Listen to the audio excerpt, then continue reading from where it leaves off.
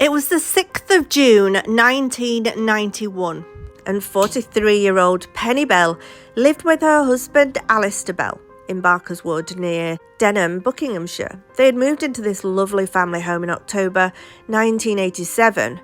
Penny was a partner in the Cover Staff Limited, a successful employment agency based in Kilburn.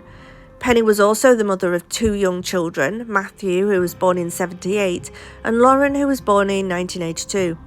At the time of this story, the family home was undergoing quite extensive renovations from November 1990. The house had been valued at $100,000 at the time, which was quite a lot back then. And 3 days before, Penny had gone to the cash machine and drawn out £8,500 from her and her husband's joint bank account. She had never withdrawn such a large sum of cash, and it was never accounted for. Her husband said it was strange, as it was such a large amount to draw out, and if she needed that for some reason, she would have told him about it. Penny was a vivacious woman. She laughed a lot. She had a great sense of humour. She had a lot of personality, and she was very open, outgoing, gregarious, far more so than myself, perhaps. I miss every aspect of our life together. The only way I can describe it is that she was the other half of my personal jigsaw, and to lose that is to lose everything, and the reason for my life now is the children. At the police press conference on the 8th of June 1991, Alistair Bell described his wife Penny as having something on her mind the night before she disappeared. The night she had fallen asleep while watching television and the news at 9 p.m, and then gone up to bed early. The following morning, on the 6th of June 1991, Alistair Bell left the house as usual at 8:30. He took the children, and he described his wife's demeanour as bright and chirpy, as normal, getting the kids ready for school. He did note that that morning Penny did not wave him off, which wasn't normal because she would normally wave them all off, but he just believed that it was due to the disruption caused by the kitchen renovation. Penny then left her home in her Arctic Blue Jaguar XJS at around 9:40 a.m, which was the usual time that she would leave. She informed the builders who were renovating the kitchen that she was running a bit late for an appointment. No record of this appointment was ever found in her diary or any papers on her desk, and it's never been conclusively established who she'd arranged to meet.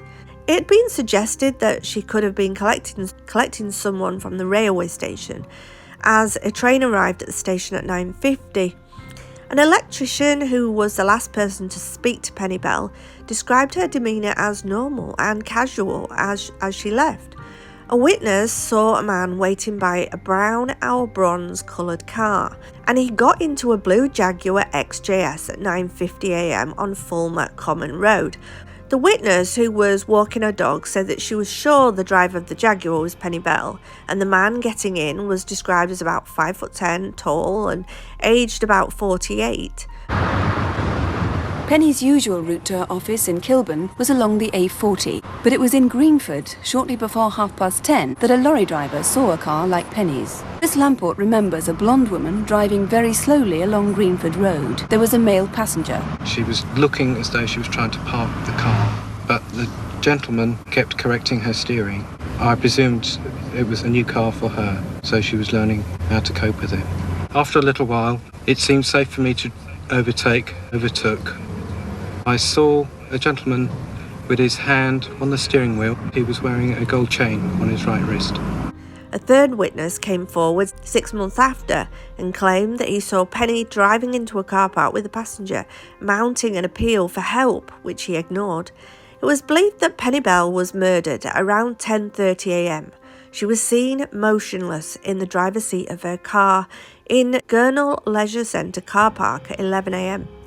But passers-by who witnessed her body assumed she was just sleeping. It wasn't until 12:15 when the police were actually alerted to an unresponsive female, and her body was discovered in the front of the car.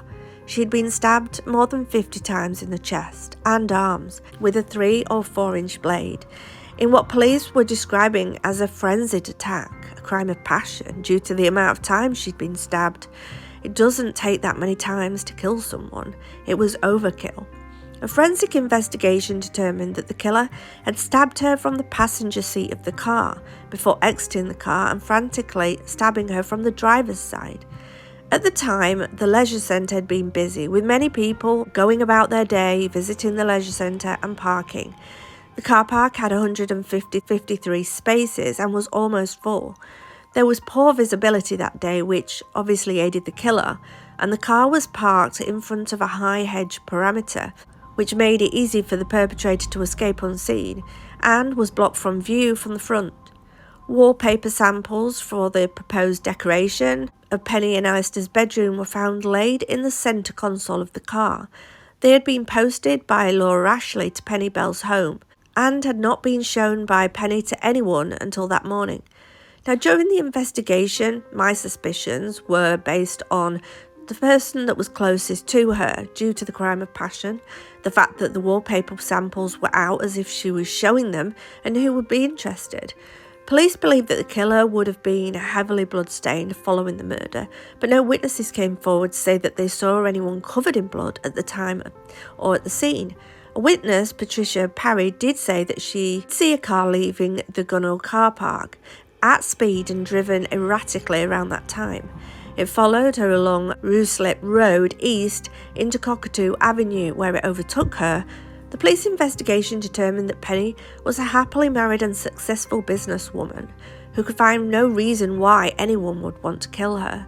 Police believed that it was very likely that Penny knew her killer, but have struggled to ascertain a motive in this case. The police did not believe that robbery was a motive. Penny's handbag remained in the car untouched, and there was no evidence of sex assault. The frenzied nature of this attack, however, suggested a personal motive. 4,000 people were questioned by police. Alistair and Pennybell's business partner, Michael Flynn, offered a £20,000 reward for evidence leading to a conviction of the killer. And Lauren Bell, the daughter of Penny, believed that her mother knew her killer. As the ferocity of the attack suggests a crime of passion, I think it was someone who wanted her but couldn't have her, they said. John Richmond was arrested by police in April 1992 after he sold a story to the Sun newspaper in which he admitted that the man Pennybell was meeting that day was him. He claimed that he'd been in a secret relationship with Penny at the time. His fingerprints were found in her car, and he was eventually released from police bail in 1992 after the Crown Prosecution Service decided not to charge him.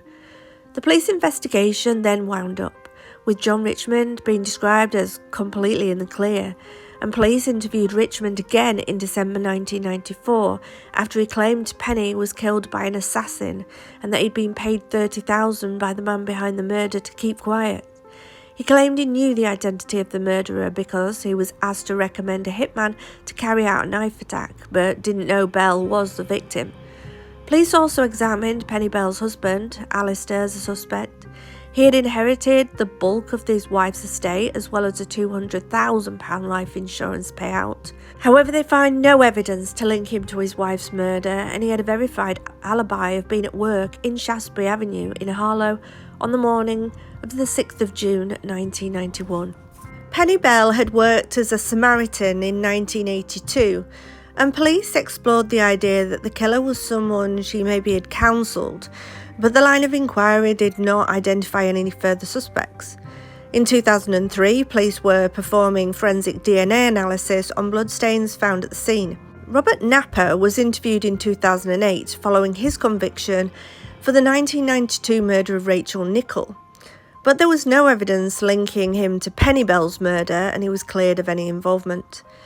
In January 2019, a witness reported to police that they'd seen a man in his underwear who appeared to be wet as if he'd just washed, walking across a footbridge over the A40 Western Avenue in Greenford shortly before 11 a.m. on the day of the killing. Scotland Yard said the evidence was very significant information and appealed for anyone who'd seen something similar to get in touch. 30 years marks an extremely painful milestone for the family, and they're hoping that with DNA advances at some point in the future, the perpetrator is found and convicted. For now, nobody has been arrested and charged for the murder of Pennybell. Who do you think killed Pennybell? And if you have any information on who might have killed Pennybell, you can contact Scotland Yard. Penny's daughter said that she and her father have been estranged for the last 5 years. He just turned around one day and said, "I had to move out," and that was it. Later, I read in an interview he gave after Mum died when he said that he would do what was required for him in terms of bringing us up, but once I was 18, that would be it. I think he said he wouldn't do love anymore. Yet Lauren remains sympathetic to her father. When you go through things like that in your life, you just cannot come out unscathed. He believed his life was totally ruined after his wife died. My father was never offered therapy. He never turned to drink, he just turned inward. He pushed out all of our friends and family, and then us. And then he said to us he wanted nothing to do with us. Alistair still lives in Buckinghamshire, and as far as his daughter Lauren knows, Penny's clothes still hang in their wardrobe. There are few other keepsakes. To add insult to injury, the house was burgled after the murder of Penny. I'm not bitter about it. I have made peace and forgiven him. And leave a comment below on what you think happened. But if you have any information, it's really important for these 2 kids that have grown up with the legacy of their mother's murder hanging over them and never knowing who had done this. Although it will never bring their mother back, knowing who it was might just make life easier for them so that they can actually draw a line under this terrible situation that they've had to live through for 30 years. If you have any information on the killing of Pennybell, then please contact Scotland Yard with the information.